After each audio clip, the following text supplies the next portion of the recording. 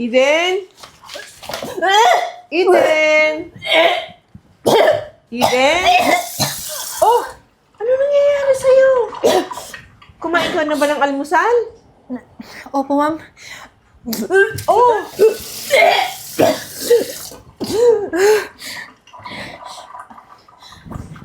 Hindi kaya buntis ka? Ma'am, Paano ka nabuntis? Hindi ka naman na maalis. May boyfriend ka ba? ma'am, kasi ma'am, nabuntis po ako ni Renz. Ni Renz? Opo, ma'am. Hindi ko naman po ginusto eh. Umuwi po kasi siyang lasing. Isang gabi, tapos magbukas ko po ng pinto. Dinala niya ako sa kwarto. Wala naman po akong kalaban-laban eh. Hindi ko naman po ginusto mabuntis ako, ma'am, ng anak niyo. Alam ko naman po yung agwat namin. Mayaman kayo tapos ako katulong ng mahirap. Oo, tika. Hindi yun ang concern ko. Alam na ba ni Renz yan? Hindi ko po sinabi eh. Sinigurado ko po kung buntis ba talaga ako o hindi. Pero tuloy-tuloy na po yung mga sintomas ng pagbubuntis. Kaya ito po ngayon, lagi po ako naduduwal, ma'am. Sumasakit mo yung ulo ko. Renz? Renz! Ma! Anak, Ano nangyari dito? mag-usap nga kayo. Ano nangyari sa Eden? Friends, huwag ka sana magagalit sa akin ha. Pero, nabuntis mo ko. Ano? Paano? Eden? Ma, hindi ko alam anong nangyari, pero isang buwan kasi nakakalipas, umuwi ako ng lasing. Tapos si Eden, inalalayan niya ako sa kwarto. Tapos nagising ako isang umaga, nakahubot-hubad na kaming dalawa. Di ko alam yung nangyari sa atin, pero ma, magpo-propose na ako kay Arian. Oo nga, yun nga iniisip ko eh. Paano ba to? Nakalagay tayo sa kahihiyan. Alam na ng partido ni Arya na mamamanikan tayo. Paano ba yan? Renz, bakit ayaw mo maniwala sa akin? Siyempre, lasing ka nun. Hindi mo alam lahat ng ginagawa mo. Eden, hindi ko talaga alam. Tsaka, hindi ko kayang gawin yun sa'yo. Ma, Renz, maniwala ka sa akin. Bakit ayaw mo maniwala? Pati ako. hindi ko kayang gawin yun sa'yo kasi mahal ko si Arian. Ano ba? Pero nandito na to. Bakit ayaw maniwala? Ito yung patunay. Nagpa-check up ako. Lahat yan. Nireseta ng doktor. Lahat, ultrasound, lahat nandyan. Buntis mo siya. Pero, maniwala po kayo sa akin. Hindi ko nga ginusto to. Pero nandito na to eh. Anong gagawin ko? Ipapalaglag ko ba yung sarili mo apo? Hindi. Renz, kailangan gumawa tayo ng paraan nito, anak. Ma'am, kailangan niya itong panagutan. Hindi ko naman kayang ipalaglag to. Kasi, ano lang sasabihin ng pamilya ko? Ma, hindi ko pwedeng panagutan yan. Paano si Arian? Mahal na mahal ko si Arian. Magpo-propose ako sa kanya. Ito, hindi yan akin. Hindi ko magagawa to kay Arian, ma. Renz! Ma'am! Eden, ako nakakausap kay Renz, ha? Tigmigil ka na sa pag-iyak. Pumunta ka na sa kwarto. Dahil magmula sa araw na to, huwag ka na munang kumilos dito. Magpahinga ka lang sa kwarto. Kukuha na lang ako ng ibang maid, no? Meron pa naman tayong dalawa dyan. Sila na lang yung utusan ko dun sa mga bagay na ginagawa mo, ha? O sige na, lumakad ka na sa kwarto mo. Mag-ingat ka. Pasensya na po kayo ha. Sige, ingatan mo yung baby mo. Kumain ka na ba? Kumain ka kung talagang, masama pa kalasa. Mamaya na po. Magpapahinga na po ako. O, sige.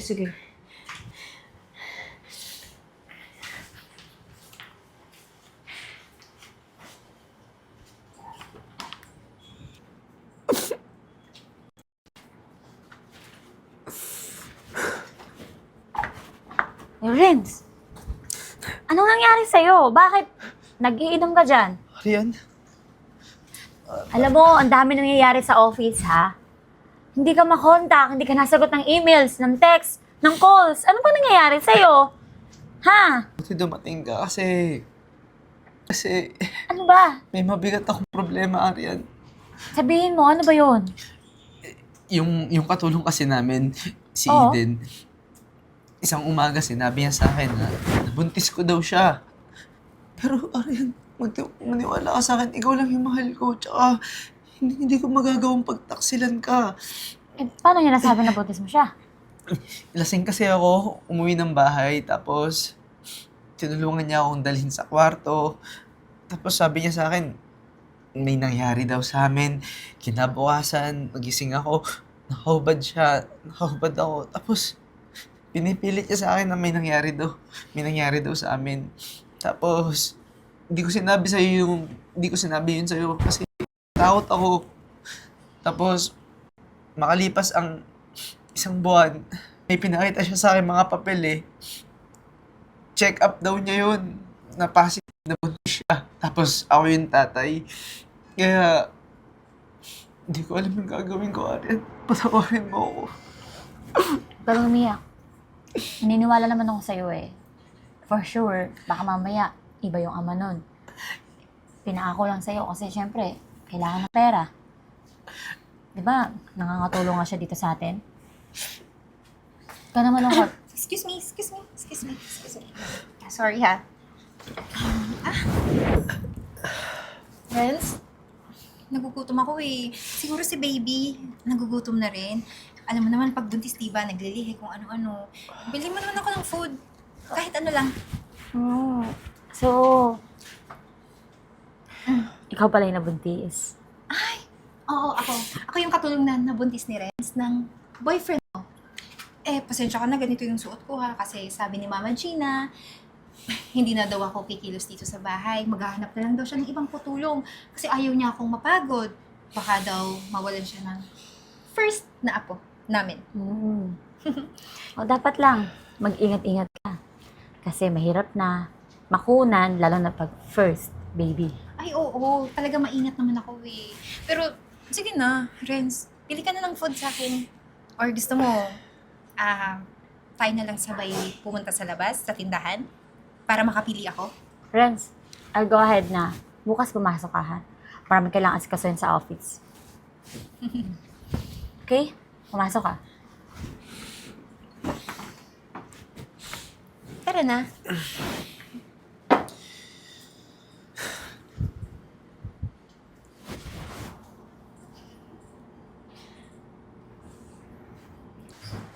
Hoy, ano ka ba?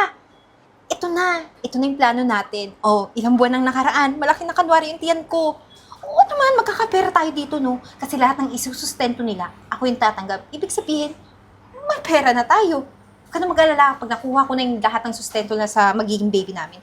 Kanwari, hihiwalay ako para hanapin nila yung baby, para magsusustento pa rin sila hanggang lumaki kanwari yung baby. Pero actually, wala talaga. At yung mag-iibang bansa tayo, kahit saan. Huwag ka na mag-alala. Ikaw naman talaga yung mahal ko eh. Ano ba? Ay, yun? Ako, may jowa yun. Hindi ako mafo-fall in love doon, no? Pera lang talaga habol ko sa kanila. Kaya, babe, huwag kang mag-alala, okay? Ito na yung way para yumaman tayo. O siya, sige na. Baka marinig pa ako dito eh. Alam mo nang peke itong baby-baby natin eh. Okay, bye!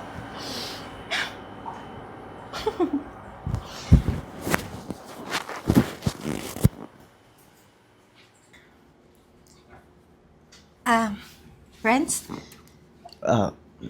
Eden, napapunta ka sa opisina. Eh kasi, na-miss kita eh. Pati itong baby natin. Eh, pumapadyak-padyak. Siguro, hinahanap ka. Eh, baka naman, pwede tayong lumabas.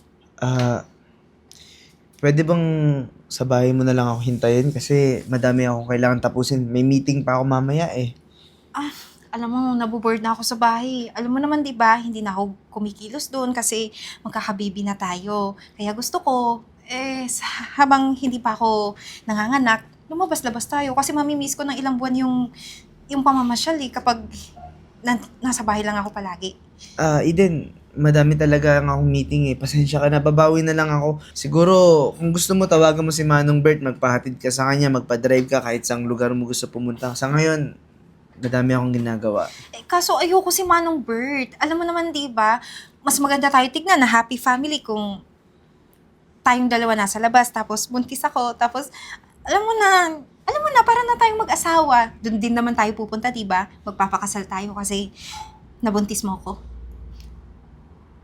Sige na. Tara na. Renz, ano ba? Naghihintay na yung baby mo. Oh. Gusto na mamasyal. Let's go. Kamusta ka? Kamusta yung pagbubuntis mo? Okay ba yung heartbeat? Bakit ka nagtatanong? Wala lang. Concern lang ako sa baby mo. Kasi baka mamaya, di ba? Dapat monitor yan. Mawala ng heartbeat yan. Hoy, teka lang ha. Wala kang pakialam. Ano ka ba, nurse, para i-monitor tong pagbubuntis ko? Isa pa, may private nurse ako na hinard ni Renz para sa akin. Kasi, alam mo, ako na yung mahal ni Renz eh. Alam ko naman hindi pa kayo hiwalay. Pero lahat ng atensyon niya nasa akin. Kaya, natatawa ako sa'yo. Feeling ka pa rin, no? Okay lang maging feeling. At least, hindi siya merang buntis. Teka nga lang. Nakakainis ka na ha? Bakit? Pinipikon mo ko. Did I offend you? Kapag ako nalaglagan ng bata, ikaw talaga sisisihin ko. Uy, relax ka lang. Baka mamaya magkatotoo yan. Renzo, inaano niya yung baby natin o paano lang kung Tama na, malaglag Eden. to? Tama ng palabas to. Ano palabas? Anong pinagsasabi niyo, ha? Anong malalaglag? May malalaglag ba? Alam na namin yung totoo, Eden. Na pinaikot-ikot mo lang yung ulo namin para lang sabihin na buntis ka tapos papaako mo sa akin kasi gusto mo yung pera ko. Teka lang, Renz. Ano ba pinagsasabi mo? Ang hirap-hirap nga lang pinagdadaanan ko ngayon eh. Kabuwanan ko na tapos ganyan yung sinasabi mo sa akin? Mahirap talaga. Mahirap yung nagpapanggap. Mas okay pa nga siguro kung totoo eh. Di ba? Okay, sabihin natin, hindi ako totoong buntis, pero may ebidensya ba kayo na hindi to totoo, ha? Ay, Renz, tulungan mo ko yung tiyan ko, ang sakit. Umalis na tayo dito, Ano dali! kasakit? Anong level ng pain? Hoy!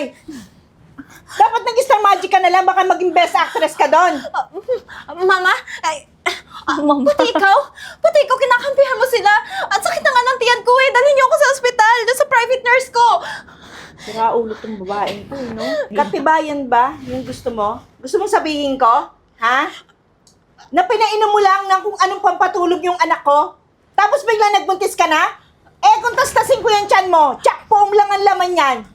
Eh, Sino yung kausap mo sa telepono? Ha? Sino yon? ma, kausap? Ano, kaibigan ko lang yun ang ngumusta sa pagbubuntis ko. Dahil sa mga panlulokong ginawa mo, Eden, ipapakulong kita. Wait lang, Renz. Sisiguraduhin ko mabubulok ka sa kulungan. Kasama yung foam na yan. Huwag ka mag-alala, Renz. Mula nung nalaman ko yung sitwasyon na yan, na may lukuhang nangyayari, na ihanda ko na yung lahat. Antayin mo na lang yung sipuina at lahat ng kasong patong-patong, antayin mo. Ma, wag po eh. Sige po, sasabihin ko po yung totoo. Totoo po na may meke ako kasi gusto ko lang ng pera. Naliliitan po kasi ako sa pasahod nyo eh. Sinira mo yung buhay namin ni Aryan. Nananahimik kami, nagmamahalan, tapos ikaw, patay gutom ka sa pera, gagawin mo lahat, mamimegay ka pa ng pagbubuntis mo, mabubulok sa kulungan. Sir, Ang galing mo nga yan, nakakabwisit ka. Sir, sorry na, ma'am. Ma'am Arian, Ma'am Gina, pasensya na po talaga. Sorry na po, magsasorry ako ng ilang beses. Huwag niyo na po ako ipakulong. Kita mo to? Aalis ka, papakain ko sa'yo to. Tigilan na tong usapan na to. Wala ka nang dapat itanggi. Naka-record lahat ng pinag-usapan mula pa kanina. Lumayas ka na ng opisina. Umayos ka na. Umayos Aray ka ko! na dito. Kakalit ka rin pa kita. Umalis ka na. Alis! Alis! Tawad mo, aalis ako. Aray mo. Makukulong ka talaga. Bubulok ka sa kulungan. Sakit daw ng tiyan niya. Ma, maraming salamat talaga sa ginawa mo. Arian, sorry kung wala akong nagawa ng mga panahon na pinipilit niya ako kasi hindi ko alam yung totoo. No ka ba, Renz? Alam ko naman na hindi mo gagawin yun. Kahit na lagyan ka pa ng bawal na gamot. Hindi ka titikim na ibang babae. Kasi alam kong loyal ka sa akin. Tsaka, halata naman yun, may kailangan. Halatang namemera yun. Kaya wala akong tiwala sa ganung hinaksa ng muka. O, paano? Mission accomplished tayo. Kain tayo? Kailangan naman dyan, may magpa-chicha. Chicha, kain muna tayo. O, tara na. Tara. Aray, Oh! Ano? Ano na? Ano yan? ma'am, pasensya na ma'am ha. Medyo masakit yung tiyan ko eh. Oh, ngayon, nagrereklamo ka na. Yan yung sinasabi ko sa'yo. Namimilit kang pumasok dito eh. Ngayon, nagrereklamo ka na. Ma'am, kailangan ko kasi ng trabaho. Kahit part-time lang to. Eh, wala eh. Wala talaga akong ibang mahingan ng tulong. Kaya mapipilitan talaga ako magtrabaho. Naku, Eden ha, huwag mo ako ipapahiya ha. Ikaw pa naman yung nagpumilit sa akin na ipasok ka dito. Bilis-bilisan mo na yung pagtatrabaho dyan. Sayang naman yung pinapasahod sa'yo. Pambihira ka naman oh. Sorry po talaga, ma'am. Sakit po talaga ng tiyan ko eh. Kabuwanan ko na kasi. Oo, alam ko. Isa pa ha, yung nagtatrabaho dito, walang maraming hikaw-hikaw dyan, kwintas-kwintas dyan. Ano ka, Donya? Tapos nagpapala. Ayusin mo yung trabaho mo dyan ha. Pagbalik ko, dapat tapos ka na dyan ha. Wala ka na dyan. Isa pa, ayusin mo yung trabaho mo ha. Pag wala akong nakitang magandang ginagawa mo, papatanggal kita dito ha. Yung hikaw mo, tanggalin mo yun ha. Hindi yan bagay sa'yo dito. Opo. Mayos ka.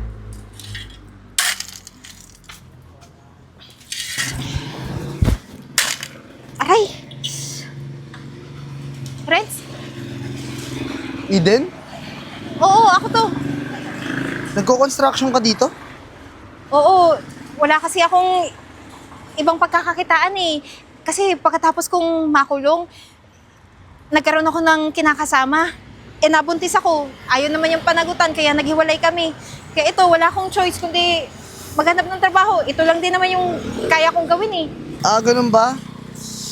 Ganun talaga siguro yung buhay, no?